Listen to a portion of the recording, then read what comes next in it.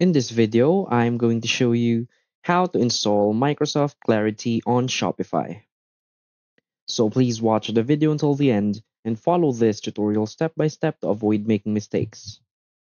So let's get started. So the first thing you want to do is head over clarity.microsoft.com.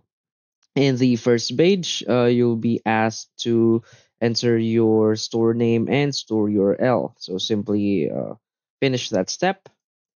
And from here, you will see the installation platforms. So you want to select this third-party platform. So click on View All Platforms.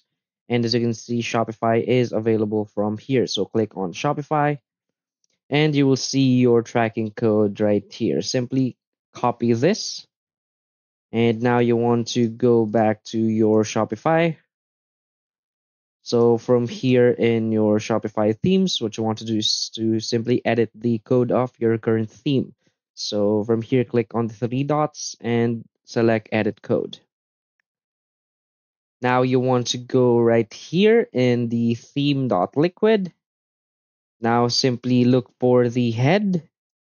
So this will vary depending on your theme that you're using.